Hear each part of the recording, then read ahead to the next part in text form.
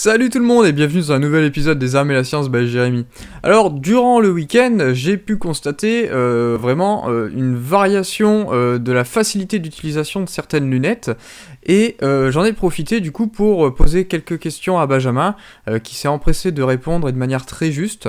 Donc du coup, je vais vous montrer un petit peu le petit témoignage de Benjamin sur son choix d'une lunette pour le tir longue distance. Une fois que vous aurez vu du coup ce petit passage, j'enchaînerai pour rajouter quelques petits éléments, surtout quelques illustrations pour vous faire bien comprendre les dires de Benjamin, parce que il va quand même relativement vite, hein. Il dit en fait en 3 minutes ce que certains mettraient peut-être 10 minutes à comprendre. Donc du coup, on va un petit peu raffiner ce qu'il a dit derrière en mettant quelques exemples, et du coup ça vous permettra de comprendre un petit peu mieux. Donc voilà, allez, on regarde Benjamin. Il fallait parler de quoi? Les lunettes, Pierre. Allez, c'est parti. Les lunettes. Bon, il faut qu'on parle des lunettes. Ok. Pour le tir longue distance, il y a une multitude de choix en termes de lunettes. Si vous allez sur internet, si vous regardez un petit peu chez les armuriers, vous allez trouver tout un panel de lunettes qui est normalement destiné au tir longue distance. Pour le tir longue distance, comme on le pratique ici aujourd'hui avec Jérémy, on s'aperçoit qu'en fait, il y a vraiment qu'un seul type de lunettes qui se prête à des tirs rapides.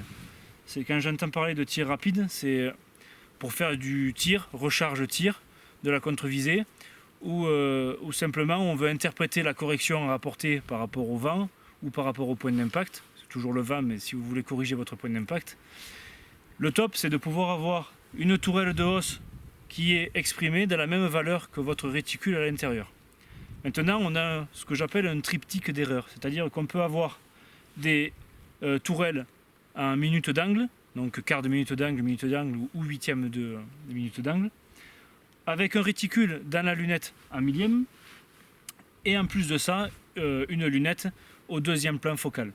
Donc ça va nécessiter de pouvoir intellectuellement transformer de la minute d'angle en millième, en radian, et entre les tirs, repasser sur un grossissement de référence pour pouvoir dire ok, je suis 0,8 millième, 0,8 milliradian trop à droite, et bien ça me fait tant de MOA que je vais devoir venir corriger sur une de mes tourelles. Voilà. Donc moi ce que j'utilise en tir longue distance, j'ai commencé comme tout le monde. Ma première lunette c'est une Knife Force, une NXS en 5522 comme ça, où le grossissement de référence il était sur 11. Les tourelles par contre étaient déjà à milliradian et le réticule à milliradian. Mais ça me nécessitait de changer mon grossissement pour pouvoir interpréter le point d'impact que j'avais à proximité de ma cible.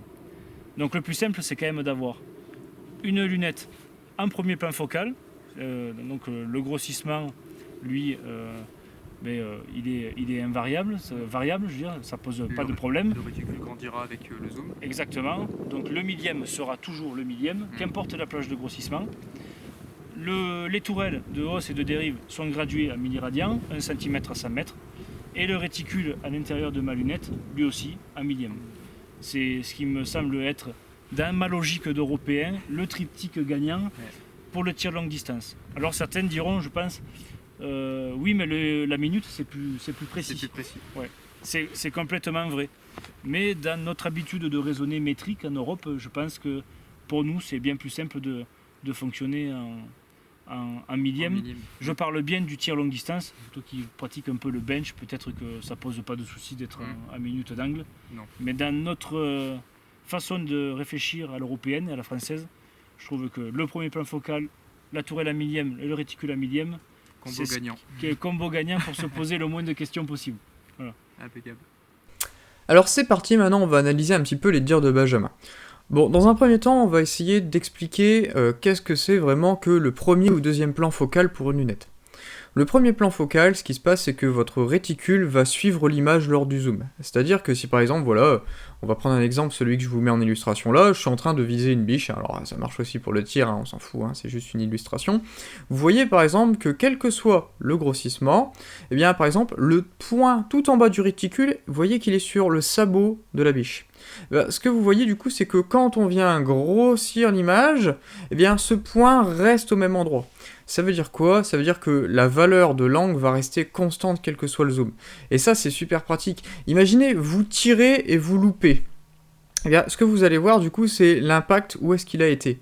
Mais quel que soit le zoom, vous serez capable de dire, eh bien, j'étais au troisième point en bas, deuxième point à droite, et vous connaîtrez, du coup, la valeur en milliradians, bien en MOA, hein, c'est parce qu'il y a premier plan focal en milliradians ou en MOA, on s'en fiche, on verra ça après, mais vous serez capable, du coup, de lire, quel que soit le grossissement, directement, votre compensation à effectuer. Le problème des lunettes avec un premier plan focal, pour moi, il n'y en a qu'un seul, c'est que de temps en temps, sur certaines lunettes, quand on vient zoomer, vous comprenez que du coup, on vient augmenter la taille du réticule, et des fois, en fait, on vient rendre la croix en elle-même plus épaisse. Et pour faire du tir vraiment de très grande précision, eh bien, des fois, cette croix est trop épaisse pour vraiment voir ce qui se cache derrière. C'est vraiment le seul inconvénient qu'il y a à ces lunettes-là. Personnellement, je n'en utilise pas, mais je pense que très prochainement, mon prochain achat, c'est une lunette au premier plan focal. Alors maintenant, on va expliquer le deuxième plan focal. Eh bien, le deuxième plan focal, simplement, votre image va grossir, donc vous allez voir la biche de plus en plus grosse, mais votre réticule ne bougera jamais. Ça veut donc dire que les valeurs que vous allez avoir dans votre réticule, donc la valeur en angle entre deux barres, eh bien, elle ne sera pas constante, quel que soit votre zoom. Je vais prendre un exemple. Ma Nightforce NXS 5.5 22-56, elle a son réticule qui a comme référence le zoom x11. Ça veut dire que les données constructeurs entre deux barres sont données pour le zoom x11. Donc par exemple, entre deux grandes barres, sur mon réticule, j'ai 1 milliradian. Mais c'est un zoom de 11. Si maintenant je décide de tirer sur le zoom x11, et que j'observe mon point d'impact, du coup, qui va se situer au croisement de deux lignes, il va se trouver au croisement de la deuxième barre à droite et de la deuxième barre en bas, et bien ça veut dire que mon tir du coup a été 2 milliradians trop à droite et 2 milliradians trop en bas. Donc du coup je vais pouvoir effectuer ma correction. Maintenant, si pour une certaine raison, eh bien je vais tirer avec un zoom x22. Je tire avec un zoom x22, et bien cette fois-ci, j'aurais vu cet impact non pas au croisement de la deuxième ligne et de la deuxième ligne, mais cette fois-ci à la quatrième et à la quatrième. Pourquoi ? Puisque mon grossissement n'a pas changé, mais l'image a changé. Donc du coup, comprenez bien que l'image ayant changé, l'impact du coup ne se serait pas situé au même croisement des deux lignes dans le réticule, puisque le réticule lui ne bouge pas.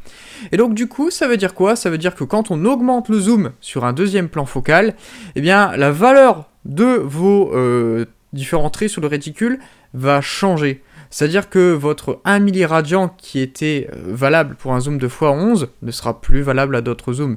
Et donc du coup qu'il faut intellectuellement venir réfléchir, attention je suis à quel zoom, ça fait quelle valeur entre telle ou telle barre, j'observe mon impact, ça fait telle correction à effectuer, vous voyez il y a vraiment un énorme travail de préparation à faire, c'est vraiment un gros casse-tête. Maintenant parlons des réticules et des tourelles. Benjamin nous dit que, voilà, il faut avoir un réticule qui va correspondre aux unités de votre tourelle. Donc par exemple, si vous avez une tourelle qui est graduée en milliradians, eh bien ce serait bien que les unités d'angle que vous mesurez dans votre lunette, dans vos réticules, soient eux aussi exprimés en milliradians. C'est un peu con de mesurer un angle, de l'avoir dans une certaine unité, et de devoir retraduire après pour le mettre dans l'autre unité de la tourelle. Exemple, j'ai un réticule en milliradians, comme moi dans ma Nightforce, mais les tourelles sont en quart de MOA. La loose. C'est-à-dire que, voilà, par exemple, on va remettre un exemple, je suis à mon zoom x11 de référence dans mon deuxième plan focal, je vois mon impact à la deuxième graduation à droite et la deuxième graduation en bas, ça veut dire que je suis décalé de 2 milliradians à droite et de 2 milliradians en bas, donc ça veut dire qu'il va falloir que je monte mon impact de 2 milliradians vers le haut et de 2 milliradians vers la gauche. Oui, mais attention, ma lunette, mes tourelles ne sont pas en milliradians, ça aurait été trop beau, sinon ça aurait été 20 clics, j'y suis. Maintenant, moi, c'est en MO, donc ça veut dire que, alors, 1 milliradian, c'est 3,34 MOA, donc là, j'ai 2 milliradians, ça va faire presque 7 MOA, donc il faut que je mette 7 MOA. Alors, je suis exprimé en quart de MOA, donc du coup, il faut que je fasse 7 x 4, ça fait 28, il faut que je mette 28 clics. Vous voyez, le qu'on doit faire pendant qu'on est en train de tirer. Encore une fois, voilà, quelqu'un qui a l'habitude, à la limite, ça peut le faire. Mais pour les débutants, et même pour les expérimentés, au final, ces lunettes où est-ce qu'on a le réticule qui ne matche pas avec la tourelle, c'est franchement une grosse connerie. pour vous dire, bah voilà, moi j'ai fait la connerie, tout le monde en fait. J'ai du coup acheté le triptyque loser d'après Benjamin. Bon, vous voyez, hein, ça touche quand même, mais simplement, c'est franchement pas pratique. Donc, moi, j'ai une lunette, du coup, au deuxième plan focal, aïe, avec un réticule en milliradian, et des tourelles en MO. La loose. Donc voilà, donc comme quoi on peut faire des vidéos expliquer pas mal de trucs et en apprendre au fur et à mesure. Donc là j'ai vraiment vu que c'est vraiment la combinaison des losers et je m'en suis vraiment rendu compte hein, quand j'étais en train de tirer. À chaque fois que je vais faire une compensation, j'étais là, alors là, je suis à quel zoom, je suis en train, ça fait autant de mille que je dois remettre en MOA, que je dois remettre en clic, que je me mélangeais les pinceaux. Franchement, il y a des moments où est-ce que j'étais calme, ça va aller. Donc voilà, écoutez franchement le conseil de Benjamin, moi j'ai fait l'erreur d'acheter une lunette qui a le triptyque loser, faites pas la même erreur que moi. Donc voilà, bon bah en tout cas j'espère que cette vidéo vous a plu, je vais absolument faire une vidéo plus tard, dans 15 jours, 3 semaines je pense, qui va vraiment rentrer encore plus dans le détail sur du coup les lunettes et surtout les réticules pour apprendre un petit peu à se servir de son réticule, parce que par exemple moi-même, j'ai vraiment beaucoup de mal à me servir du réticule. En bench rest, on ne se sert pas du tout des compensations des réticules, et souvent en fait on a juste une croix, hein, on n'a pas de 1000 dots, on n'a rien du tout.